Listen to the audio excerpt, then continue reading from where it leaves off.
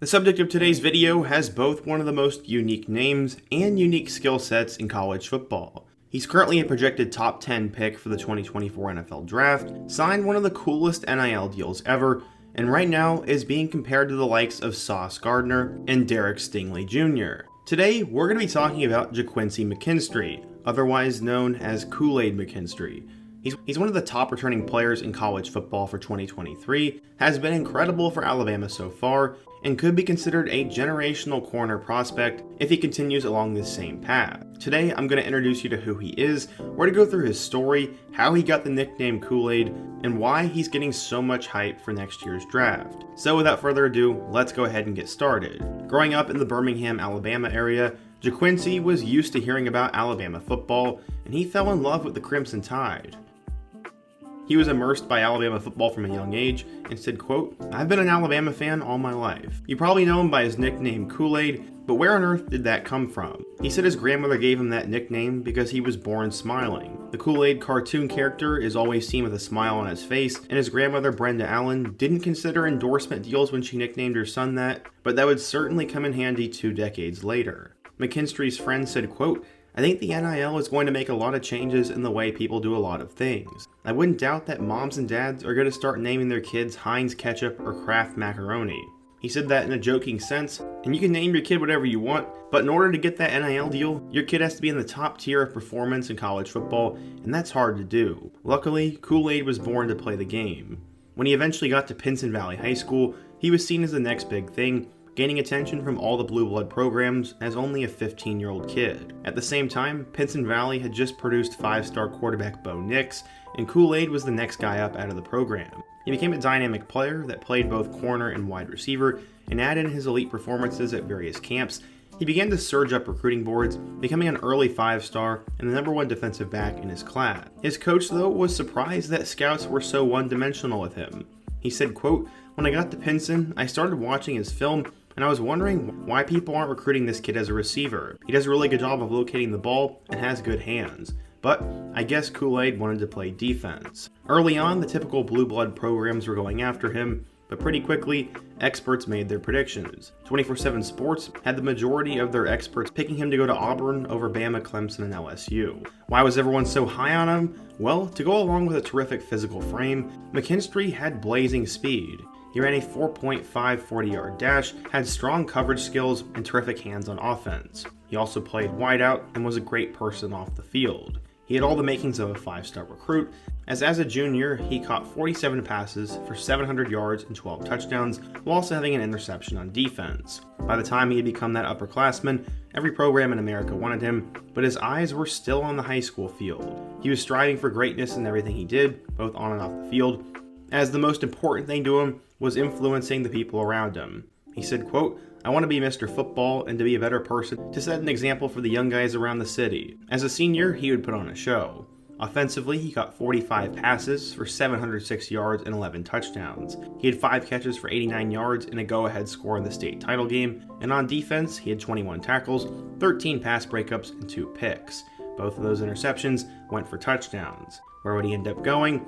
Eventually, Kool Aid decided he was going to commit to Alabama over Auburn and LSU. Why the Tide instead of one of the Tigers? He said, quote, "I just feel this is the place where I can be myself at. I'm not that far away from my family. Now I can finally say it, but I've been recruited since I was a freshman, and I can say I've also been an Alabama fan my whole life. They're my dream school." This was a huge get for Nick Saban and the Alabama staff, but it was also big for Nate Oates, their basketball coach, as apparently Kool Aid was also going to try to play basketball, and I think he got an offer from them.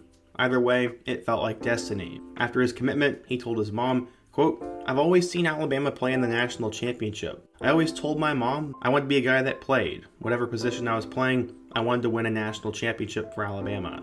He was not new to Bryant-Denny Stadium either, as he had helped his team win the 6A state championship that was hosted there, as in that game, he had 5 catches for 89 yards and a touchdown. He also had one more big performance there, as in the Alabama-Mississippi High School All-Star Game, he took home the MVP award after having 2 interceptions. He also got a ton of national attention, as he was a 2-time first-team All-American. He was very much humbled by all the accolades. He said, quote, "To me, it just really means that all my work is paying off." Accolades kept rolling in for him, but what did the scouts have to say? One said, quote, "Alabama is getting a special athlete in McKinstry. His elite ball skills as a wide receiver carry over to the defensive side of the ball alongside his athleticism. He will need to gain some weight, but he has shown he can be aggressive at times." He was an impact signee for Bama, and 24/7 Sports agreed. He was listed as a 5-star recruit, the #1 cornerback, and the 13th best player in the class of 2021. So, how would the Kool Aid Man do at Alabama? Let's take a look. Typically, Saban and his players don't get distracted by off-the-field stuff and personal promotion, but with the passing of NIL right before the 2021 season, he signed a very fitting NIL deal. He decided to team up with the national brand Kool Aid, and a few days later, he started promoting the drink on all his social media accounts. He said, quote, "That was just big. It was something I never thought would happen until that given time and moment. This made him a national sensation overnight, and everyone officially changed his name to that. Obviously, he was going to have a ton of hype on the field because of how good he was in high school, but now he had an off-the-field persona and was going to be a fan favorite, except he had still never taken a snap, and he was going to have to please both the brand and scouts if he wanted to make the NFL. Luckily, he'd get a chance to make the 2 deep going into the season, but a few more dominoes would fall, and he had a really solid first year. Both Josh Jobe and Jalen Armour-Davis both struggled with injuries, and that is why McKinstry ended up seeing the field against Mercer, and he saw ample playing time in 4 critical games to end the year as well. He ended up registering 4 tackles against #1 Georgia in the SEC championship game, and even had a sack against Auburn in their 4-overtime thriller. He'd help Alabama get to the college football playoff, where he'd have a season-high 5 tackles in their win over #4 Cincinnati.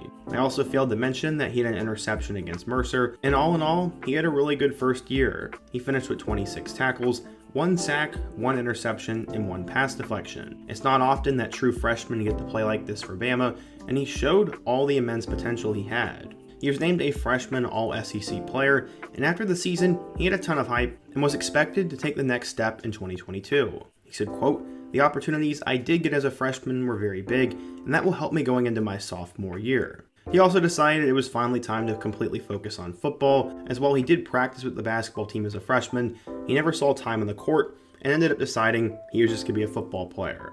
Last season, McKinstry would start to take over, as in week 2, he had a pretty big performance. He had a sack, a pass deflection, and 7 tackles, and a huge road victory over Texas, and then would continue to play really well. He had 3 pass deflections and a win over Vanderbilt, 2 pass deflections and 6 tackles, and a win over #20 Arkansas, had a huge game against #24 Mississippi State, and then a couple weeks later, helped them beat both #11 Ole Miss, and he had an interception against Austin Peay. Unfortunately, Bama would lose to both Tennessee and LSU, and honestly, his most memorable play from the season technically didn't even count. As Bama was up by a touchdown late against Tennessee, McKinstry had an interception that I believe went over 90 yards, but didn't end up reaching the end zone, and also didn't end up counting either, as there was pass interference called, and it gave Tennessee a chance to come back and ultimately win.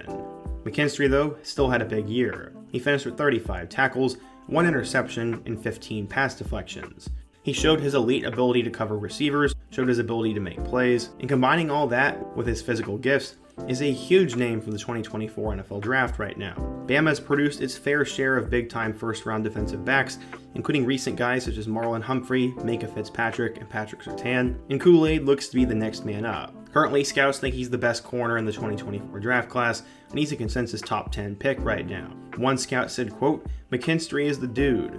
He's up there with Derek Stingley and Sauce Gardner. He looks like a top 10 pick already." So yeah, it's not just me hyping up Kool Aid, but it's pretty much every scout, and with him being the most experienced Bama defensive back, I think he's in store for a first-team All-SEC season, a potential All-American campaign, and then we'll hear his name called in the top 10 of this year's draft. I'm pretty certain that McKinstry is going to live up to the hype this year, but at this time last year, both Keely Ringo and Eli Ricks were also projected top 10 to top 20 picks, and both of them fell, including Ricks going undrafted. Now that may have been for a different reason, but with being a corner, you never know what's going to happen. Either way, Kool Aid is a great player, has a great story, and I'm pumped to see what he's going to do this year. What do you guys think though? If you're a Bama fan, what do you think of Kool Aid McKinstry? What prospect for 2024 should I take a look at next? And overall, what topic should I take a look at next?